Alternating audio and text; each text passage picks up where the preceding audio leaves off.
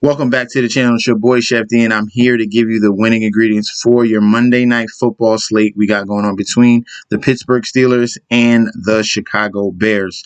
Before I deep dive into that, don't forget to like, comment, and subscribe to the channel. Also, get signed up on the Patreon. Exclusive content will be there. DFS help, betting help, one-on-ones. If you have any other, if you need advice on things, I'm there to help you.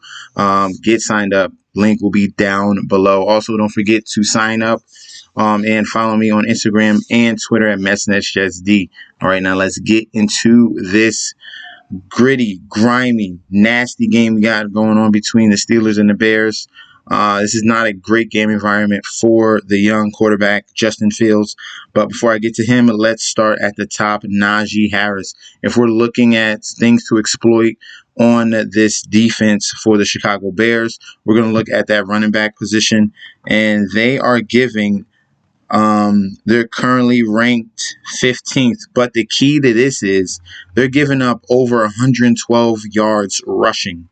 Okay, that is bottom in the league. 112 yards rushing per game to that running back position. And the fact that he adds upside in the receiving game. He has some outstanding performances where he has 14 catches, 6 catches another game, 5. He's giving you a nice baseline of 20 points and above.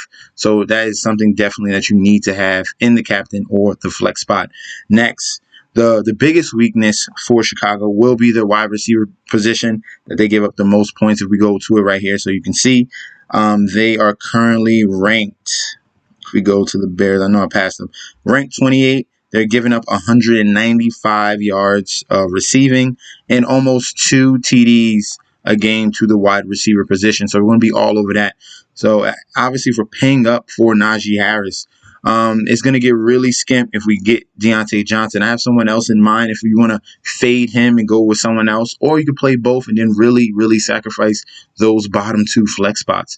But Diontae Johnson's coming in, and he's the target monster for this team. Back-to-back games with over 13 targets right there. Look at the consistency here. Besides that Denver game where he got a touchdown but not a lot of targets, over 10 plus targets each and every game. Diontae Johnson is someone we're going to have to key on. All right. Now, if I'm liking Najee Harris, I'm liking the wide receivers, then we could go the Ben Roethlisberger route. We don't have to. It's something to get creative with because he really hasn't gone off, as you can see, all year long. Not a game above 20. Not at all. So I think we can kind of put him in the back seat. He's going to be one of our lower tier guys, even if I choose one of the wide receivers. It's the upside. The upside, I get it, the matchup is okay, but it's not outstanding. And if we're looking at where to exploit it, it's going to be the rushing. So I think Najee Harris is going to be one of our favorite targets. But I do still like Diontae Johnson and our next guy I'm going to speak about right here, Chase Claypool. If I want to save a little bit of wide receiver salary, someone that's getting a lot of snaps and has high upside, he can break any catch to the end zone. That's going to be Chase Claypool at $13,500. And especially you're saving a little bit of salary at that captain spot as well. He has a lot of upside. If I go to snap counts, Chase Claypool is second overall. Okay. As you can see, 72 snaps to Ben Roethlisberger, 74. He even gets more snaps than Justin Fields, but that's the amount of offensive snaps that they have in the previous game. But as you can see, Claypool does not get off the field. He usually stays. Diontae Johnson is in and out, and they fluctuate in Washington and some other guys, and they go with the 2 tight end sets as well. But Chase Claypool is going to be someone we're going to look at. I even have another sneakier guy if we continue down below. If we're going to choose someone on the Chicago side, I like Justin Fields. Like I said, it's a bad game environment. Not saying that, he has to do with his arm, but the upside for him is the rushing ability. He finally broke out last week against the 49ers, 10 rushing attempts, 103 rushing yards, and a TD. He has to clean up those fumbles and interceptions, but you can see some upside if you use him in that flex spot.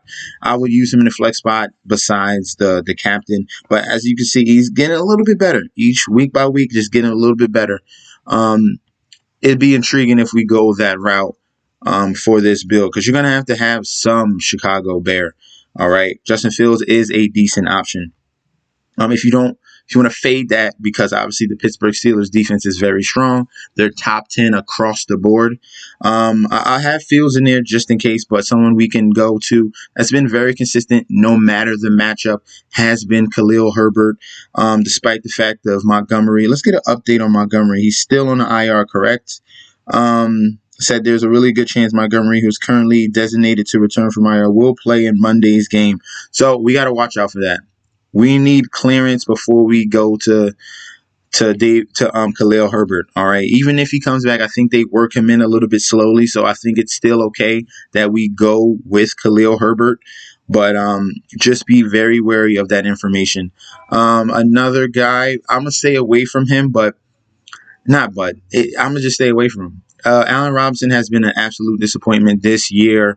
In a total, he hasn't had a big game at all. Only one game above 10 fantasy points. And it could be just timing where, this game he finally comes out. We are going to see on that. I'm not sure if I'm willing to take that sacrifice, because he has done absolutely nothing for this offense. One of the main bright spots for Chicago, one of their better wide receivers has been Darnell Mooney. He is currently questionable. We're going to wait on news on him.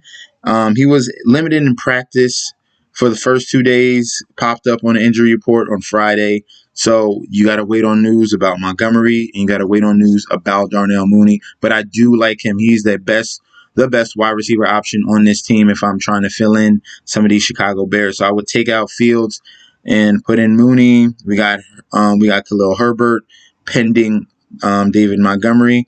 And let's continue down below. All right. Pat Freiermuth is another receiving option I like out of Pittsburgh. If I'm tearing it and off of cost, I like Chase Poole. We got Freiermuth, and if, whatever, just give me all the targets, then I would go Deontay Johnson. But consistency has been here from Baby Gronk. Pat Freiermuth right here, 7 targets in back-to-back weeks, got 44 yards and a TD against the Cleveland Browns, and now he's going up against the Chicago Bears. I'm telling you, they're using him in the multiple facets. He's taking over the advantage of Eric Ebron being out and injured. So Pat Freiermuth is definitely someone that we can go to at a cheaper price in the flex position at 7K. All right, those are going to be our top tier 1 and tier 2 guys. Let's clear this out so I can give you the cheaper guys that you can fill in the bottom of your flex with. Okay, and we're going to continue to go down. We're going to look.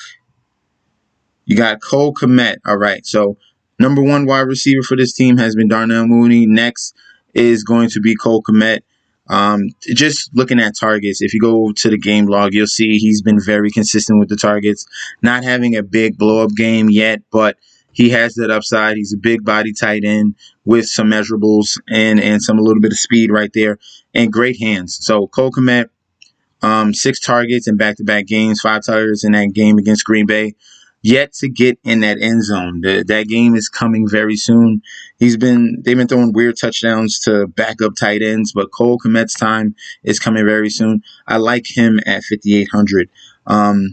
If you totally want to punt the wide receiver position, James Washington is the wide receiver 3, but he hasn't been getting much time because, like I said, I think they're going 2 wide receivers, 2 tight ends, and definitely utilizing Najee Harris. In this game, I think defenses are warranted in this, and I would choose the Steelers defense, obviously. Well-oiled machine here. Veterans all around going up against a young rookie quarterback. That spells playing a defense, and I like the Steelers defense at 5,000. Kickers are eligible as well. Okay, so we got Boswell, and we got Cairo Santos right here. If we're going any cheaper than this, it gets really ugly really fast. You have Anthony Miller. He was a former Bear. So that if you want to do that narrative, you can throw him in there. But let's see if how are his snaps if we're looking for cheap guys. Jesse James is getting a decent amount at 38 snaps he got last week. The percentage, that's only 21%, but we can look at that. Let's see, Jesse James. James Washington is very low on the totem pole. I just spoke about him. And other than that, it gets really ugly really fast. We're not looking at Marquise Goodwin. Yeah, and the lowest we would go with is Jesse James. Wow. Yeah, they have after, but after that, it dies fast. So let's see who we got left. They're not really utilizing Anthony Miller. I'm not going to point you in that direction. Jesse James is a decent option. I'm not looking at Bears defense. Even though they really can. I don't trust Ben Roethlisberger. I'm not playing Ben Roethlisberger at all. Matter of fact, we're going to throw Bears defense in there. This is going to be an ugly game. Both defenses, and this is a rare occasion, both defenses are going to be viable for the Monday Night Football game. And then other than that, you don't want to touch anyone below here. All right? So the guys we're going to focus on are Tier 1 guys. That's going to be Najee Harris. That's going to be either Deontay Johnson or Chase Claypool. I do like Khalil Herbert or Justin Fields. And if we're looking at cheaper wide receivers, Pat Freiermuth. And then you can look at the defenses and kickers to fill out the bottom of your flex positions, okay? You're going to have to it's going to get really, the lineup's going to look really ugly, okay? Because this is going to be a very low-scoring game, and Pittsburgh is home. So I think a good stack would be Najee Harris, pairing it with the defense of the Steelers, and then bringing back with either the secondary wide receiver on Chicago or the tight end, okay? So that is going to be our game script for tomorrow. Let me know down below in that comment section if you have any other ideas, any insight that I did not foresee in this video. Comment down below and I'll get back to you. We'll discuss it and brainstorm. Don't forget to like, comment, and subscribe to the channel. Also, follow me on Patreon. Like I said before, the link is down below.